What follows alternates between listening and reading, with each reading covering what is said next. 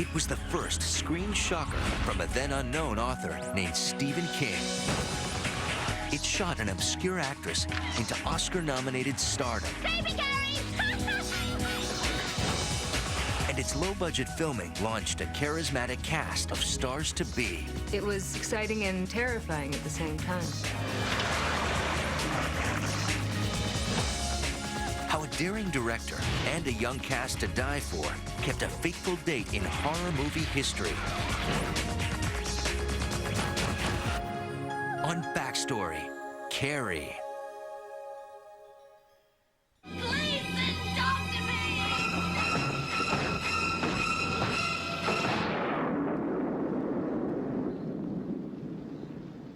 That's Satan's power. It has nothing to do with Satan, Mama. It's me.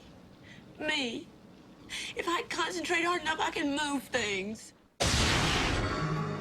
Released in 1976, Carrie told the poignant and chilling story of a sensitive high school outcast They're all gonna laugh at you! who uses her supernatural powers to wreak revenge on her tormentors. It was a Cinderella story with a vengeance, and it was high school on acid. Those characters, they're very real. There's always someone in the class that's the outcast that people don't like. There's always a Sue. We're not trying to hurt her, Miss Collins. We're trying to help her. How? There's always a Chris. You're so ignorant. Casting those roles really well, staying truthful to the material, I think that's what makes it stand out. Stephen King's sinister novel did more than scare up sales for the previously unknown author. In 1974, Carrie was optioned by Hollywood, and the project was assigned to one of the book's biggest fans, Brian De Palma. For over a decade, the ambitious director had been struggling in the byways of low-budget filmmaking, directing edgy political satires and grisly thrillers. Now, De Palma was on the hunt for a film that would elevate him to Hollywood's A-list.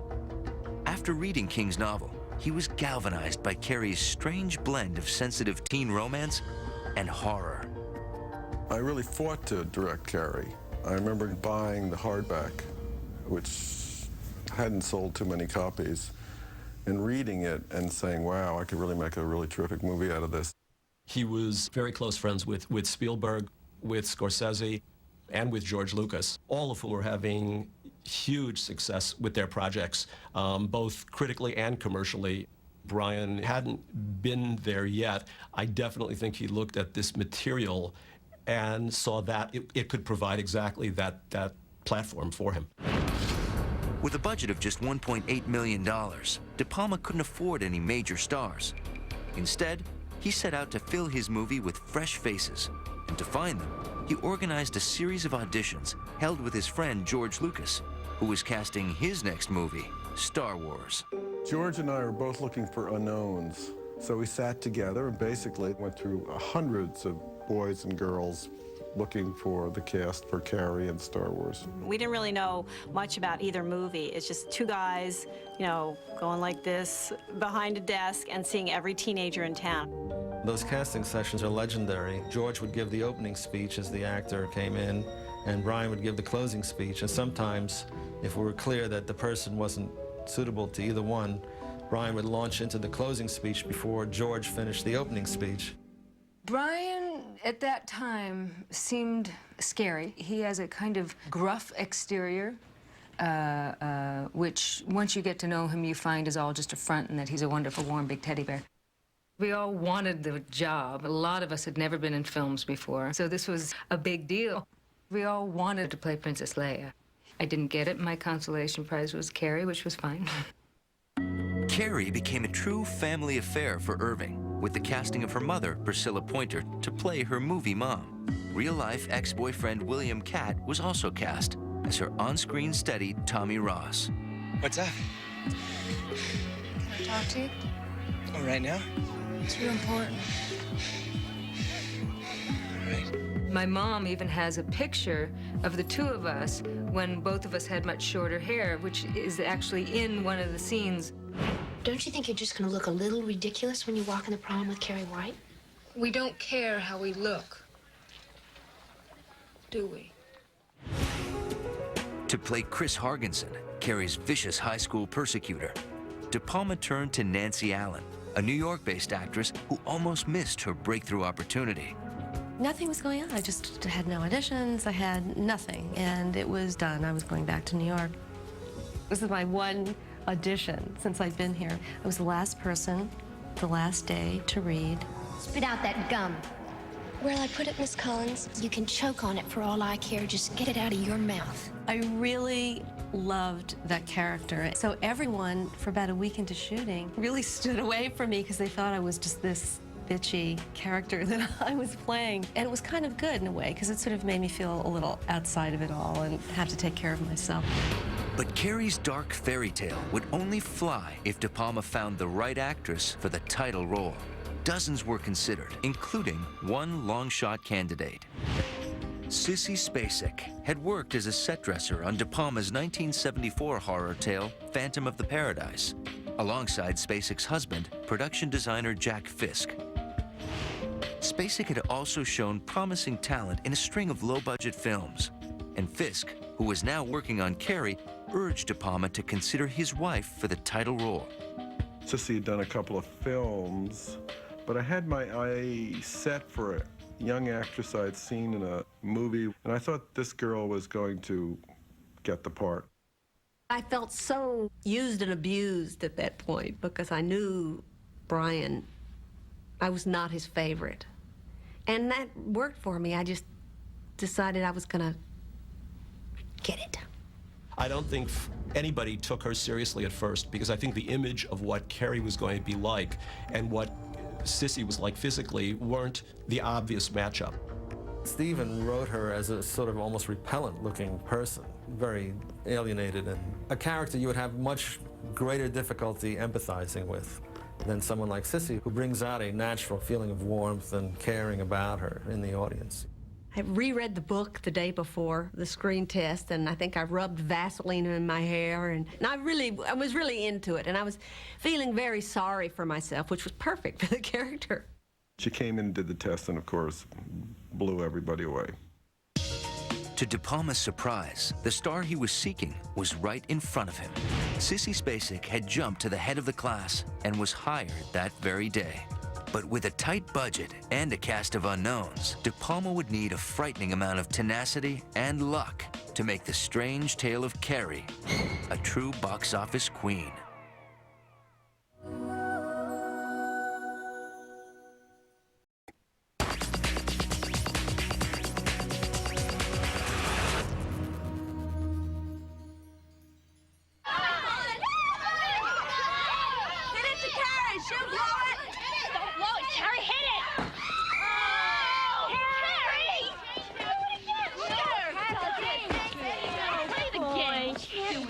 With her on the team.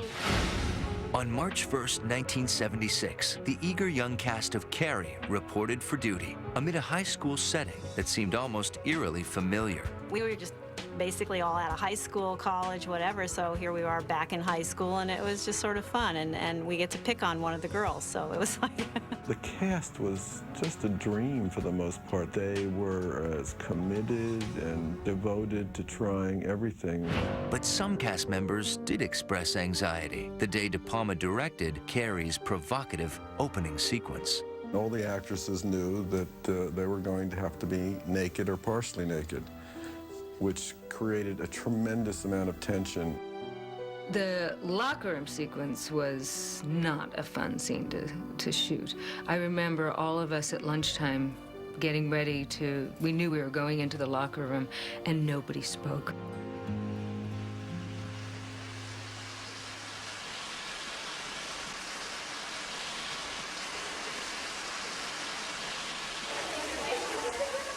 The most disturbing scene to shoot was the scene in the shower, where we're all tormenting Carrie.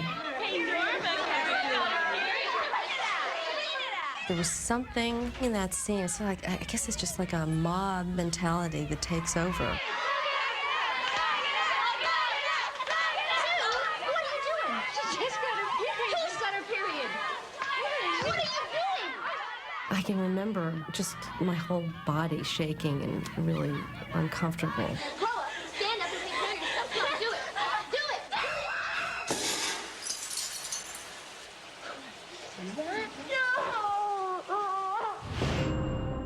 Sissy Spacek faced her own set of challenges on the tight shoot. To bring Carrie's vulnerability and isolation to the screen, Spacek kept herself apart from the mostly high-spirited set.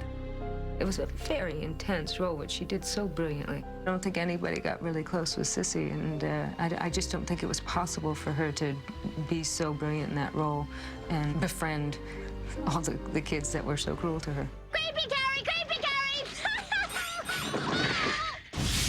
De Palma himself used a method acting trick to draw tears from Amy Irving for a scene with actress Betty Buckley. Betty and I used to carpool together to Redondo Beach where we were shooting, and Betty and I got to know each other fairly well, and there was a day at the gym where she is scolding us for what we'd done. Did any of you ever stop to think that Carrie White has feelings? Brian didn't tell me he wanted me to well up, and he didn't know that it's like welling up for me. If you want me, give me 3 seconds, I'll well up for you. But he wanted to be sure it happened, so he had Betty stand behind the camera and hurl abuses at me. And because she was privy to a lot of my private life at that time, she hurled some whoppers at me. Now, my idea for this little trick you pulled was 3 days suspension and refusal of your prom tickets. He got the welled up and stuff, but after I just said, Brian, if you want tears, just tell me you want tears. You don't have to play tricks on this girl. One unexpected challenge during the shoot was the skyrocketing celebrity of one of Carrie's supporting players, John Travolta, who was cast as Chris's boyfriend, Billy. When we started the movie, he had just begun his first season of Welcome Back, Kotter. So he wasn't this phenomenon. But by the time we were shooting on location, they had to put up barricades for the fans that were there. It was quite amazing. Yeah, that's what you like about me, right? I know that. He and I had a great chemistry together. It was very, very easy. He was real supportive. I want you to do something. What? Something important. Also in the cast of Carrie was one Oscar-nominated veteran. Help the sinning woman see the sin of her days and ways. Carrie marked the movie return after 15 years of Piper Laurie, cast as Carrie's fanatical mother, I pray you find Jesus. and last seen on screen in the 1961 drama The Hustler. Your woman now. Piper was so amazing because she just came in and just filled up that character with such power. You must renounce this power. You must give it up. You must never use it. So it was such fun to do battle with her. You know, it was a dance. He's gonna laugh, and they're all gonna laugh at you. Sit down and be quiet! But no scene in Carrie was more difficult or dangerous than the movie's climax, Carrie's fateful prom night. I give you Tommy Ross and Carrie White. It was exhilarating and romantic and magical. Throughout the material, what Brian did was to take a lyrical sequence and follow it with what one could call a horror sequence.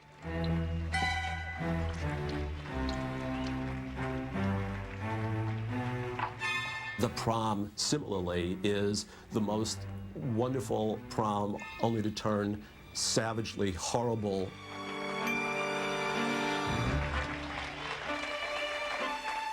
We started getting into the darkness of it. The mood on the set started changing.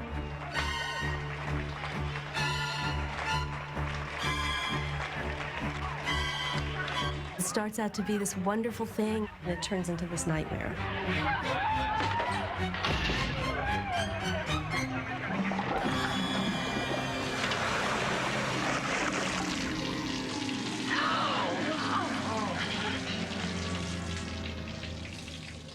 Sissy was covered in Karo syrup with vegetable dye to make it look red. And every day for weeks, she had to be covered from head to foot in this horrible stuff. The producer came to me because the head of the studio was very upset about this pig's blood on top of her, and the producer said to me, could we change it to something else? And I said, what are we going to use, blue paint? I don't think it'll have exactly the same effect. How about confetti? It was an amazing sensation. But after it started to dry, it got sticky. And so my chin would stick to my neck and my arms would stick to my sides.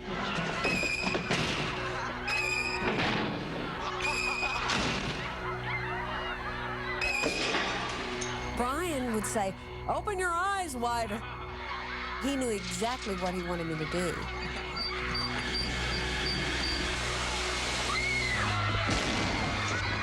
It became increasingly tense, and a few people got hurt.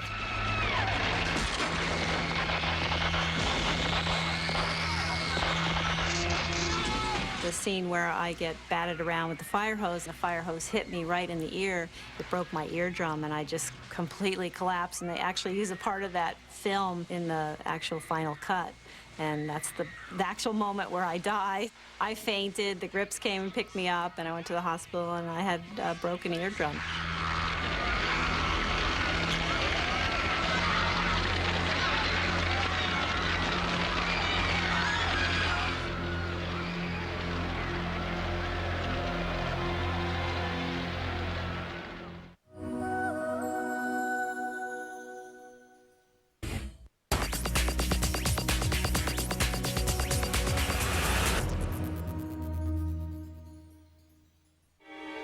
Father, what moving? Hallowed be thy name. Thy kingdom come, thy will be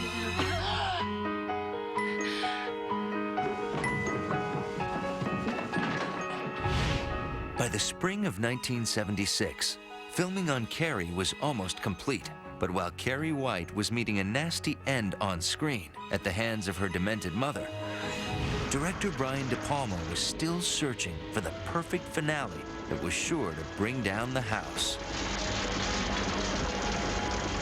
While we were shooting, there was no ending to the film. They hadn't decided yet who was going to live. And I mean, there was a lot of fighting going on about it.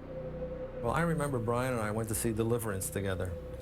And at the end, there's a shot of the river, and a hand comes out holding up a rifle, but it comes up slowly. And I remember Brian turned to me as we left the theater. He said, "You know, that ending, I could do that so much better."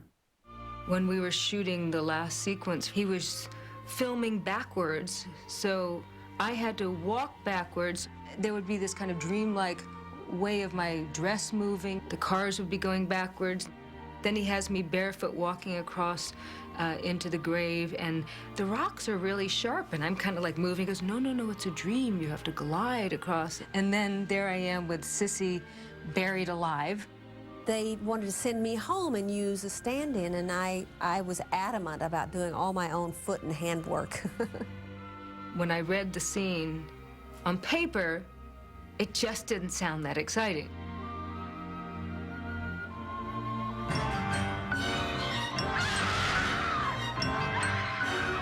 And then I sat in the audience on Halloween and saw an entire audience like shake a building as it jumped, and the audience scared me to death.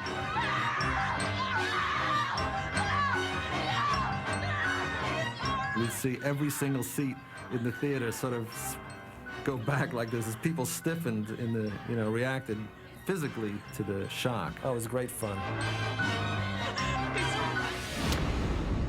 Carrie bowed on movie screens on November 17th, 1976.